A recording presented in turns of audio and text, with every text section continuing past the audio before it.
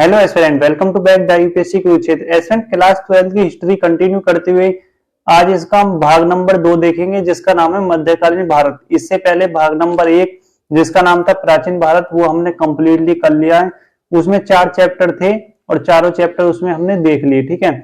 और नोट्स की टेंशन मत लेना, आप टेलीग्राम पर जब ये तीनों भाग कंप्लीट हो जाएंगे 12th क्लास के, तो आपको नोट्स मिल जाएंगे। और इससे की पहले हिस्ट्री की एनसीईआरटी भी सभी करा दी गई है, जैसे 6 to 8, 9, 10th को छोड़ दिया गया है क्योंकि वो हमारे काम की नहीं है, वर्ल्ड हिस्ट्री है और उसे हम किसी के नोट से कवर कर सकते हैं, ठीक है। जरूरी नहीं है एनसीईआरटी पढ़े उसके लिए, ओके। तो फिर जैसे हम 6 to 8 पढ़ते हैं, उसके बाद अपनी 12th पर जंप मार जाते हैं। 12th में 3 पार्ट होते हैं, प्राचीन, मध्य, आधुनिक।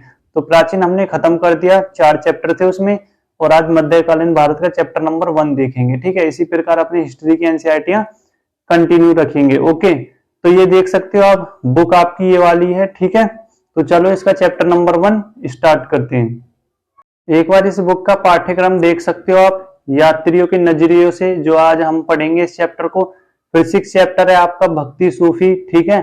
और 7 चैप्टर में पढ़ेंगे हम विजयनगर साम्राज्य, और 8 चैप्टर में पढ़ेंगे हम किसान जमींदार उस टाइम पर कैसे थे, और 9 चैप्टर पे पढ़ेंगे हम शासक, यानी कि मुगलों के बारे में इसमें बताया गया है, ठीक है। तो इसके बाद फिर ये आपकी आधुनिक भारत स्टार्ट हो जाएगी, ओके। तो चलो आज मध्यकालीन भारत का चैप्टर नंबर 1 देखते हैं, ठीक है। जैसे कि अब तक हम 12th की कंप्लीट करते आए, तो इसकी 2 खासियत बात रही है। पहली बात, हमने खुद के नोट्स बनाने सीखे, पर्सनली नोट्स कैसे बनाते हैं। दूसरी बात कि हमने इम्पोर्टेंट ही जो यहाँ आपको दिख रहा होगा हाईलाइट किया गया है, केवल यही हमें पढ़ना है और यही अपने नोट्सों में नोट करना है, ठीक है। बाकी जो भी इधर उधर लिखा गया है ये सब हमारे काम का नहीं है, ये क्लास 12th के बच्चों का काम का है, उन्हीं के ऊपर इसे छोड़ दो, ठीक है। जो हमारे काम का है वो हम अपना हाईलाइट करा हुआ है उसे देख लेंगे और अपना नोट्स कर लेंगे, हमारा इससे काम हो जाएगा, ठीक है।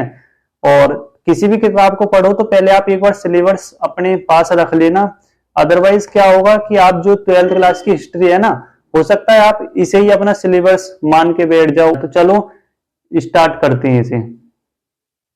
तो ऊपर इसमें कुछ काम का नहीं था, यहाँ आपका काम का है, तो यहाँ से आपको नोट करना है, ठीक है। नोट करना स्टार्ट कर देना आप। इसी के साथ ही आप सबसे पहले अपना पॉइंट डालेंगे विजयनगर साम्राज्य। तो विजयनगर साम्राज्य के बारे में जानकारी कहाँ से मिलती है, तो ये मिलती है हमें अब्दुल रजाक, इनके द्वारा ये हमें जानकारी मिलती है विजयनगर साम्राज्य की, वो कैसा था, ठीक है। आगे फिर आता है आपका अल बरूनी, जो कि 11वीं शताब्दी में उज्बेकिस्तान से आया था, ठीक है। फिर आपका आता है इब्न बतूता, यानी कि मोरक्को से ही आया था। और फिर फ्रांसीसी यात्री फ्रांस वेनियर, ठीक है। तो इस बात को ध्यान रखना, मतलब कहने क्या चाहती है एनसीईआरटी, तो एनसीईआरटी में बताया गया है उस समय पे कुछ यात्री आए जिन्होंने अपनी पुस्तक में लिखा, और भारत में जो भी देखा अपनी पुस्तक में लिखा, ठीक है। उन्होंने जो भी अपनी पुस्तक में लिखा है तो उसे पढ़ के हम भारत की स्थिति का पता लगा सकते हैं उस समय कैसी थी, ठीक है। तो आपको क्या करना है, पॉइंट डालना है आपको अपनी नोटबुक में यात्री, तो ठीक है। इन तीनों के बारे में आपको यहाँ लिख लेना है। तो अल बरूनी उज्बेकिस्तान से आया था, इब्न बतूता मोरक्को से आया था, और फ्रांसीसी यात्री फ्रांस वेनियर ये फ्रांस से आया था, ठीक है। तो इस प्रकार आप इन्हें नोट कर लेंगे। आगे चलेंगे, इस पे कोई आपकी जानकारी की वो है नहीं, ठीक है। और 2 चीज देखना आपको, एक तो यहाँ ये नारियल का फोटो दिया गया है, ये क्यों दिया गया है, और यहाँ ये पान के पत्ते, तो इन्हें ध्यान रखना। आप नोट भी करना चाहो तो नोट पॉइंट डाल के कर लेना। ये उस समय चीजें चलती थी, नारियल और पान के पत्ते उस समय चलते थे, ओके। तो इनमें से भी ज्यादा कुछ नहीं, बस हमें एक एक लाइन देखनी है जो हमारे काम की है। आखिर जो अल बरूनी था, अल बरूनी की किताब का क्या नाम था, किताब उल हिंद। और ये किसके कहने पर लिखाई गई थी, ये महमूद गजनवी के कहने पर लिखी गई थी। जब महमूद गजनवी ने भारत पर आक्रमण करे तो उसकी इच्छा हुई कि ये भारत कैसा हो सकता है, क्यों ना मुझे इसके बारे में जानना चाहिए। तो उसने अपने कवि दरबारी लेखक से कहा, मुझे भारत पर एक किताब लिख के दो जिससे मैं भारत के बारे में जान सकूं, ठीक है। तो उस किताब का क्या नाम था, किताब उल हिंद, ओके। तो अल बरूनी जो कि लेखक था, अल बरूनी का जन्म उज्बेकिस्तान में हुआ था, ठीक है। और आगे फिर पॉइंट डालना आपको, महमूद यहाँ राजधानी गजनी से इसे लेके आया था। ठीक है, तो जब महमूद आया था तो ये गजनी से ही आया था। ओके, और आगे कुछ काम का यहाँ आपका है नहीं। ठीक है, फिर देखते हैं किताब उल हिंद, जो कि इसकी किताब उल हिंद थी, किसकी थी? अल बरूनी। तो अल बरूनी की जो किताब थी उल हिंद, उसमें क्या क्या ऐसा लिखा गया था? तो उसमें देखना क्या क्या लिखा गया था। ये पहली बात अरबी में लिखी गई थी, तो आपको नोट्स बनाते चलना है आपका स्वाद के साथ। पहला पॉइंट आपने डाल दिया होगा, किताब उल हिंद लेखक कौन थे? अल बरूनी, लिखी गई थी अरबी भाषा में। इस प्रकार आप अपने नोट साथ के साथ बनाते रहें। ठीक है, और इस किताब में क्या लिखा गया था? धर्म, दर्शन, त्योहार, खगोलीय विज्ञान, रीति रिवाज, प्रथाएं, सामाजिक विज्ञान आदि। तो इन चीजों के बारे में कहने का मतलब, इस किताब में भारत के बारे में सारा वर्णन कर दिया, जो भी भारत की संस्कृति थी उस समय की, तो सारा इन्होंने वर्णन उस समय कर दिया। ओके, फिर इस पेज पर आपका कुछ बिल्कुल भी काम का नहीं है, तो टाइम भी वेस्ट बिल्कुल नहीं करना है। ठीक है, कुछ पढ़ने की जरूरत नहीं है, ये हमारे काम का नहीं है। दूसरा कौन यात्री था? Ibn Battuta. तो इब्न बतूता की किताब का क्या नाम था? रिहाल्ट। इसकी किताब का क्या नाम था? रिहाल्ट। तो इब्न बतूता द्वारा अरबी भाषा में ये लिखी गई थी, तो इसे अरबी भाषा में लिखा गया था। ओके, तो ऐसे ध्यान रखना आपको। और जो किताब उल हिंद थी वो भी अरबी भाषा में लिखी गई थी, रिहाल भी आपकी अरबी भाषा में लिखी गई थी। 14वीं शताब्दी में ये लिखी गई थी। ओके, मोरक्को के इस यात्री का जन्म तेजियर में हुआ था। तो इन सब को बातों को आप कुछ फैक्ट्स हैं तो ये सब लिख सकते हो आप। ओके, तो इतने आसान तो बिल्कुल नहीं आएंगे, बट कुछ पॉइंट तो हमारे पास होने चाहिए। ओके, तो इस हिसाब से आप इन्हें लिख सकते हो। एंड आगे देखते हैं, आगे इसी में दे रखा है जो कि आपका ये इब्न बतूता था, इसके बारे में दे रखा है। मध्य एशिया के रास्ते से होकर इब्न बतूता सिंध पहुंचा। सिंध कहाँ? जो ये हमारा वाला सिंध का क्षेत्र है ना, ये पंजाब के आसपास का क्षेत्र, तो वहां बताया गया है सिंध। मध्य एशिया के रास्ते से सिंध पहुंचा। ठीक है, और उस समय पर मोहम्मद बिन तुगलक, यानी कि मुगलों का शासन चल रहा था। मोहम्मद बिन के तुगलक के बारे में इसने सुना था और तुगलक के पास ये पहुंचा, और वहां इसने मतलब कुछ भारत के बारे में बताया कि मैं ऐसे किताब लिख रहा हूं या मैं यहाँ जानकारी देखने आया हूं। ओके, तो फिर मोहम्मद बिन तुगलक ने खुश होकर इसे दिल्ली का काजी या न्यायाधीश नियुक्त कर दिया। आपने 7th क्लास में भी पढ़ा था, काजी किसे बोलते थे? न्यायाधीश को। ओके, फिर आगे चलते हैं, अपना कुछ काम का है नहीं यहाँ, तो ये सब आपके कुछ काम के नहीं है। देखो, नाब बाब यात्री क्या कुछ है नहीं, और आप कोशिश करना ये जो नोट्स आएंगे इस चैप्टर की, तो वो आधे या एक पेज पे आए, ज्यादा पेज पे नोट्स आए तो फिर वो आपके नोट्स नहीं रहेंगे। ओके, आगे फिर पढ़ना है हमें फ्रांस वेनियर। ठीक है, तो ये एक विशेष चिकित्सक थे। ओके, तो इन्होंने भी मतलब इन्होंने क्या किया? भारत का अध्ययन किया, और जब भारत का अध्ययन किया तो इन्होंने पूर्वी शिक्षा की आलोचना यूरोपीय शिक्षा से की है। ठीक है, तो ये ध्यान रखना है, बीच में इनका कुछ नहीं पढ़ना, बस यहां ध्यान देना इस टॉपिक पर।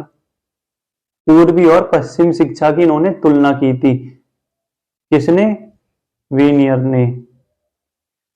तो वेनियर ने देशों के कई भागों की यात्रा की और जो देखा उसके बारे में वर्णन किया, और यूरोप की स्थिति से। ठीक है, तो मतलब उन्होंने लिखा कि यूरोप में ये ऐसा है और यहाँ ये ऐसा नहीं है। तो यूरोप और पूरब की तो स्थिति देख सकते हो। जैसे अभी हम पढ़ रहे हैं मध्यकालीन भारत, तो ये जो वेनियर थे ये मध्यकालीन भारत में आए, तो इन्होंने पूरब पश्चिम की तो पहले ही तुलना कर दी थी कि पूरब इस चीज में बेकार है और पश्चिम इस चीज में बेस्ट है। ठीक है, और इसके बाद फिर आपने 8th की पढ़ी होगी, तो आपने आधुनिक भारत अब पढ़ा होगा, तो उसमें भी ये तुलना की गई थी। ठीक है, आगे तो अल बरूनी के बारे में बताया गया है इसमें कुछ, कि मतलब वो संस्कृति परंपराओं के बारे में कैसे बताता है। ठीक है, ये देखते हैं इसमें इसने क्या बताया।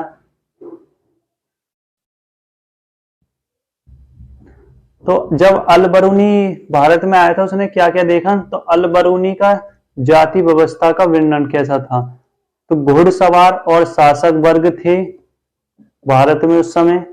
ठीक, भिक्षु, अनुष्ठान, पुरोहित ये भी थे, चिकित्सक, खगोलीय शास्त्री ये भी थे, अन्य भूवैज्ञानिक और कृषक, शिल्प ये भी थे। ठीक है, सामाजिक वर्ग केवल भारत तक सीमित नहीं थे, इसके साथ ही उसने यह भी दर्शाया कि इस्लाम में सभी लोगों को समान माना जाता था। तो ये विशेषताएं ये आप नोट्स करते रहें अपने एनसीईआरटी के टॉपिक देखकर। ओके, और जो भी यहाँ ये छोड़ा जा रहा है ना, तो ये आपका कोई काम का नहीं है, इसे आप बिल्कुल नोट मत करना। ओके, आगे आपका कुछ ऐसा है नहीं, ये नारियल पान के बारे में बता रखा है, तो बस आपको ये ध्यान रखना है मध्यकालीन भारत में जब ये यात्री आए थे तो इस समय नारियल और पान का प्रचलन था। ओके, इतनी बात ध्यान रखनी है बस, और कुछ नहीं।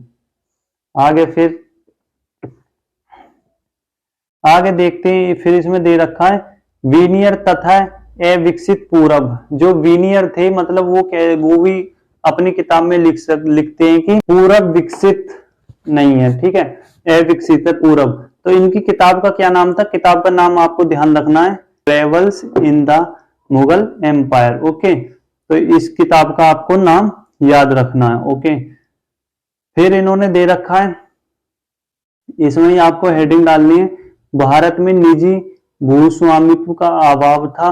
ओके, निजी मतलब भूस्वामी होते थे। फिर यहाँ कुछ काम का हमारे का है नहीं। फिर दे रखा है इन्होंने आगे टॉपिक ही महिलाएं और दासों की स्थिति कैसी थी। तो बाजारों में दास किसी भी अन्य वस्तु की तरह खुलेआम बेचे जाते थे, नियमित रूप से भेंट दिए जाते थे। तो दास ऐसे दिखते थे जैसे कोई वस्तु हो। ओके, और ये दास कुछ घर के काम के लिए भी लेते थे और कुछ अपने पर्सनली। ठीक है, मुगल काल में आपने पढ़ा होगा, वहां भी दास का बहुत महत्व था। एंड आगे दे रखा है इसमें, दासों को सामान्य घरेलू श्रम के लिए इस्तेमाल किया जाता था। एंड फिर आगे चलते हैं, फिर आपका कोई काम नहीं है। देखो ऐसा नहीं है कि जानबूझ के ये हर चीज छोड़ी जा रही है। ठीक है, इस मतलब कुछ काम का आपका है नहीं, और ये आपको पता होगा। इस चीज के मतलब बहम में मत आना के, तो आप पहले GS1 मेंस का सिलेबस उठा के देख लें।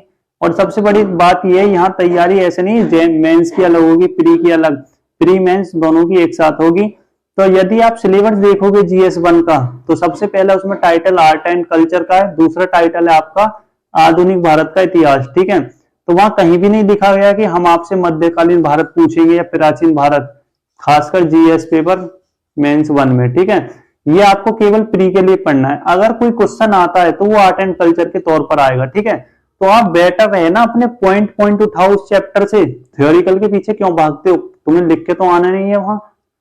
ओके, जो नोट करना था आपने कर लिया होगा। ठीक है, और टेलीग्राम पर नोट्स मिल जाएंगे, जो मैंने भी इसके नोट्स बनाए, केवल वो एक पेज पर या आधे पेज पर आ गए। ठीक है, इससे ज्यादा यहाँ कुछ आपके काम नहीं था। ठीक है, इनमें आप जो भी आपको इसमें से अच्छा लगे वो आप बिल्कुल नोट्स कर सकते हो। जैसे 14वीं सदी में इवन बनु था, तो इनमें आप अपने अनुसार नोट कर लेना। ठीक है, इसके साथ ही आज आपका ये चैप्टर समाप्त होता है।